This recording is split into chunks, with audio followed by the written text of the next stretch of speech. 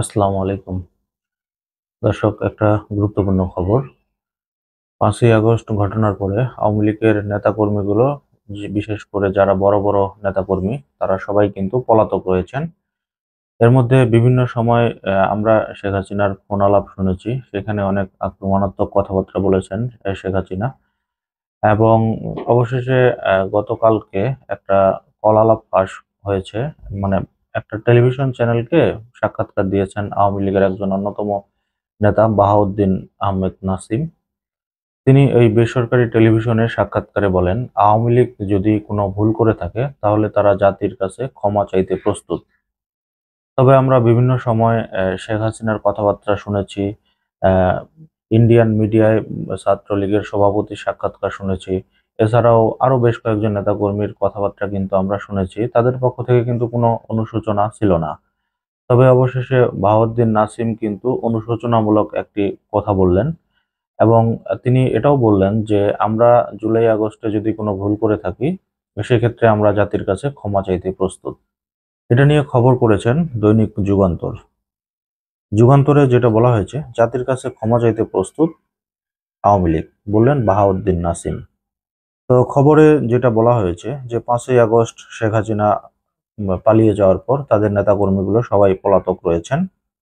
শেখ হাসিনা সহ আওয়ামী লীগের শীর্ষ নেতাদের বিরুদ্ধে গণহত্যা মামলা হয়েছে, শুরু হয়েছে বিচার প্রক্রিয়াও। আওয়ামী লীগের রাজনীতি প্রশ্ন তুলেছেন অনেকেই। দলটির ভূমিকার জন্য জাতির কাছে ক্ষমা চাওয়া উচিত, এই কথাও তুলেছেন। এ অবস্থায় আত্মগোপনে থাকা আওয়ামী লীগের যুগ্ম সাধারণ সম্পাদক আ.ফ.ম. বাহাউদ্দিন নাসিম বৃহস্পতিবার একটি বেসরকারি টেলিভিশনের সাথে কথা বলেছেন। সেটি ফেসবুক আওয়ামী লীগের ভেরিফাইড পেজেও শেয়ার করা হয়েছে।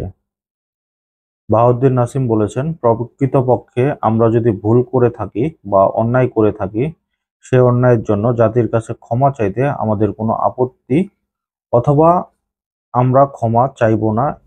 এ ধরনের গোঁড়ামি আমাদের ভিতর কাজ করে না।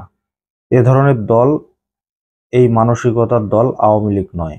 তার মানে উনি এটাই বললেন যে তারা যদি কোনো ভুল করে থাকে তাহলে তারা জাতির কাছে ক্ষমা চাইতে প্রস্তুত এবং আওয়ামী লীগ এই ধরনের দল না যে ভুল করলে তারা ক্ষমা চাইবে না।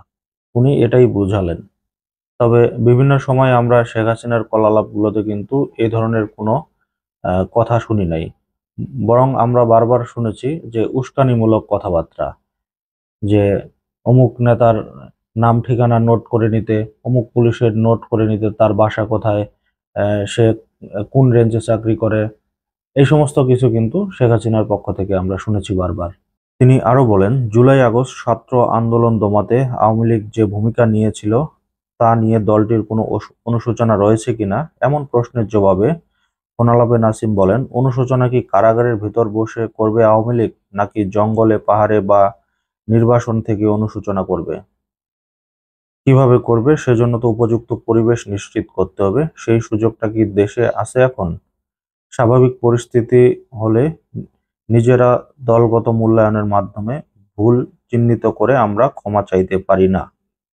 শেখ হাসিনার এমপি, মন্ত্রী ও নীতি নির্ধারণী থেকে শুরু করে বিভিন্ন পর্যায়ের নেতাকর্মীরা আত্মগোপনে চলে যান। অনেকেই দেশ ছেড়েছেন, কেউ কেউ কেউ আশ্রয় নিয়েছেন পার্শ্ববর্তী দেশ ভারতে।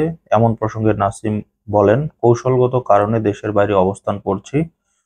উপমহাদেশের রাজনীতিতে এমন অসংখ্য উদাহরণ আছে। যারা এখন বিরাজনীতিকরণের চেষ্টা করছে, তারা রাজনৈতিক দলগুলোর বিরুদ্ধে অপপ্রচার করে রাজনীতিকে ধ্বংসের চেষ্টা করছে। এই নাসিম এই কথাই বললেন। কারণ আপনারা যেমন কাজ করছেন এখন ঠিক আপনাদের সাথে তেমনটাই হচ্ছে। আপনারা বিভিন্ন সময় জামাতকে নিয়ে কথা বলেছেন, বিএনপিকে শেষ করার জন্য কত রকম বিএনপি নেতাকর্মীদের নামে মামলা হামলা করেছেন। এখন অবশেষে কিন্তু সেই জিনিসটা আপনাদের পাশেই কিন্তু ফিরে আসলো।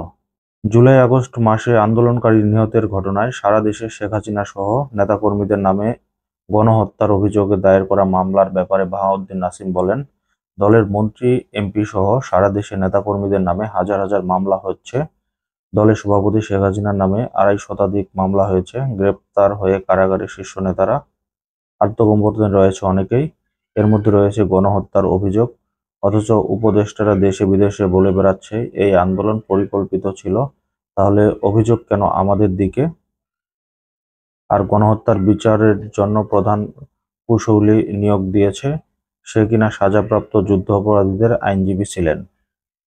এই আওয়ামী লীগ সরকারের বিরুদ্ধে যে আইনজীবী নিয়োগ করা হয়েছে সে নাকি যুদ্ধাপরাধীদের আইনজীবী ছিলেন, এটাই বাহাউদ্দিন নাসিম বললেন।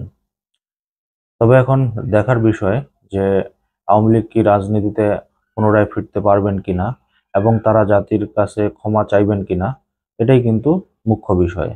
তবে বিভিন্ন সময় সাবেক প্রধানমন্ত্রী শেখ হাসিনার ফোন আলাপ যেই কথাবার্তা আমরা শুনেছি, সেখানে কিন্তু তাদের অনুশোচনাবোধ বিন্দুমাত্র ছিল না।